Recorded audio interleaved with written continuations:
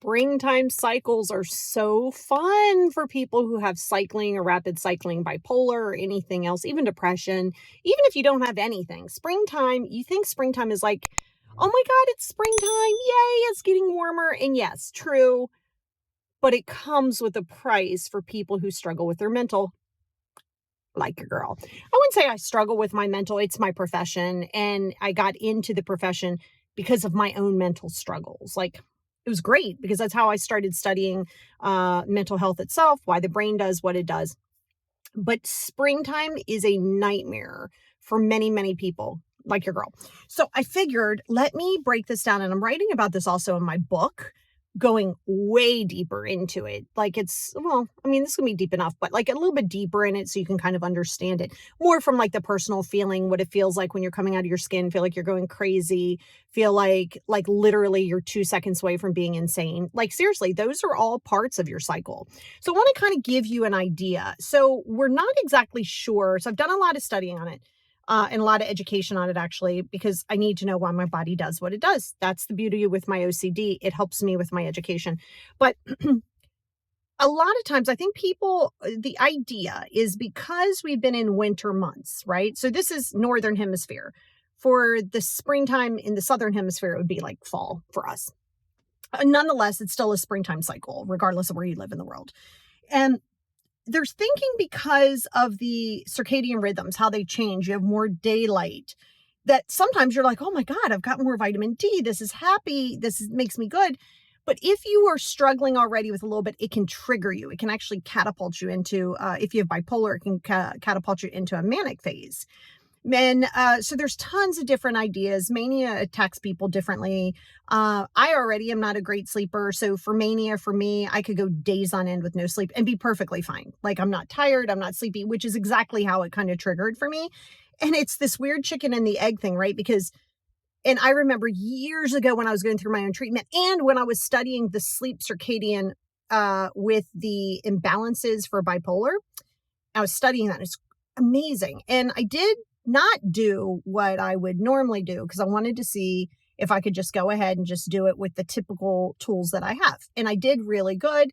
However, what I really should have done was get on my Klonopin right away. I did not. But that's okay because I still need to do those things so I can practice it on my end. I always use myself as a guinea pig.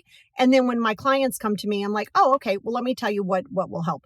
So I am back on my Klonopin morning and evening, just as to add in for the next probably month or so.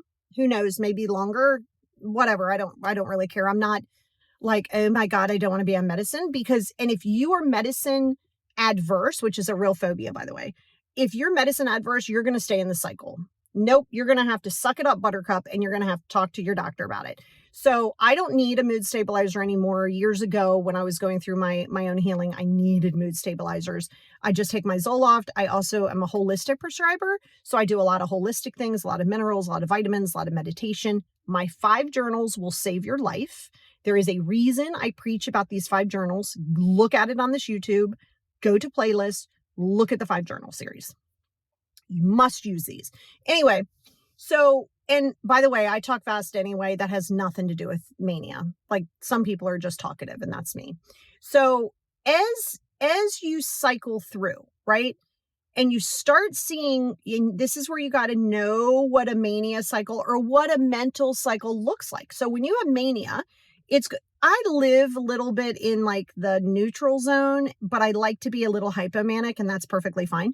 But it's when you go to the mania, you can't always be up, baby. What comes up has got to come down. So what you want to do is you want to try to avoid the crash, the depressional crash, because you can go from heightened, oh my God, life is amazing, to full on, do you even want to be here anymore? So you want to prevent that. So if you find yourself right now up in a high cycle, talk to your doctor. I'm a big fan of the Klonopin. Now, if it's something that you struggle with all the time, like I did, I used to be on a Quetro, EQUETRO, which is a really good carbamazepine. I can never say that word. You'd think I'd know because I speak medicine. And I was on a lot. God, I was on like 1,700 milligrams a day. Like, yeah, I'm not on any of that now. But I needed it. right? I was on Seroquel at one point. I was on, God, what else did I take? I didn't take Lamictal. I took Seroquel. I took Equetro. I've been on everything from Paxil to Lexapro to I'm on Zoloft now. And you got to be careful your antidepressants, because if you're not regulated, it can throw you into a manic phase. So you want to be really careful of that, which is why they use mood stabilizers. A tried and true mood stabilizers, lithium. You do have to get tested for your liver enzymes and things like that.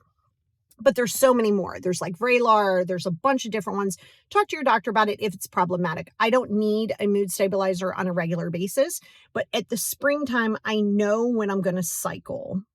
And like I said, I did not prevent it because I wanted to kind of see like, okay, well, I'll just see how far along I can get. And I probably should have prevented it beforehand, but is what it is. So what you got to realize is it can go 3 weeks to 6 months. Yeah. Mine won't go 6 months because I've got this kind of like, I've got a handle on it now. It's been 3 weeks. So it'll probably be another 4 weeks. So I'll probably have a good 7-week cycle, 7 to 8 weeks. So I guess it is about 2 months, but just keep in mind, just because you get on medication or you're doing something doesn't mean that your cycles go right away. And the springtime is a really big time for that. Fall is my favorite time of the year for multiple reasons, including it's amazing for my mental health. Summer's okay. It's a little hot for me. Definitely the fall is my jam. Spring is my least favorite. Now, my birthday's in 2 weeks. I love that. But springtime is really difficult. And I don't know if you saw recently Amanda Bynes, how she was out in the streets and she was in a psychotic episode. That can happen. So you want to try to prevent that, right? So that's why she's getting that all looked at. And if you pay attention, even things like Justin Bieber, he canceled some tours because of his mental health. Look at the timing of the year. And again, I'm not saying that that's the only time that your mental health kicks in. I'm telling you, it is scientifically proven that the springtime is a lot worse for people. So if you're finding yourself feeling super depressed and all of those things or super manic, A, talk to your doctor about it. B, this is so important. Oh my God, so important.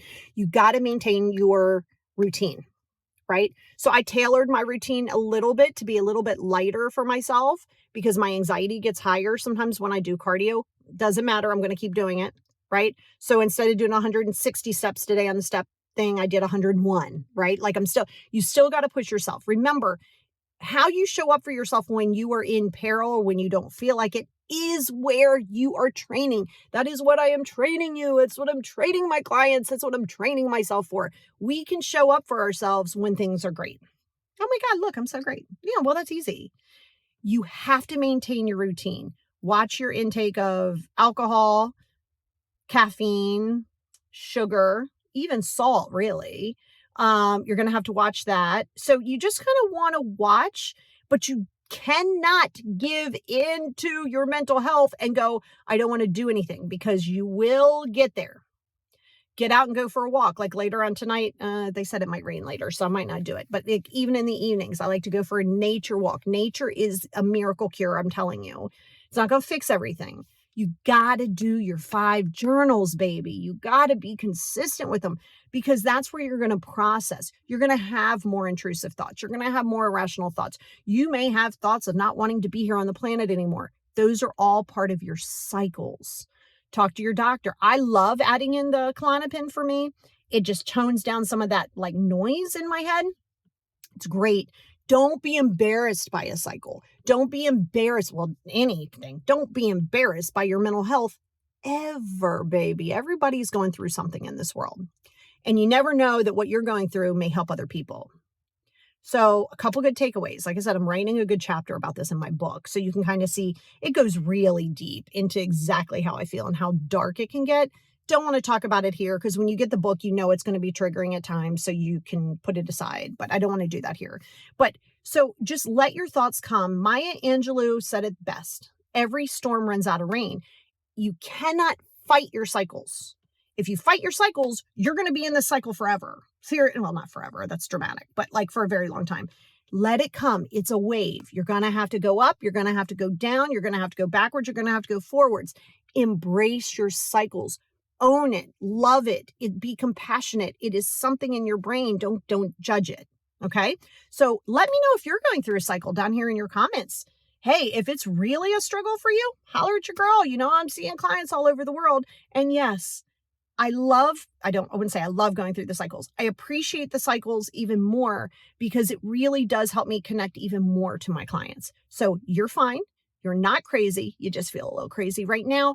The sun is coming out. This too, my loves, shall pass.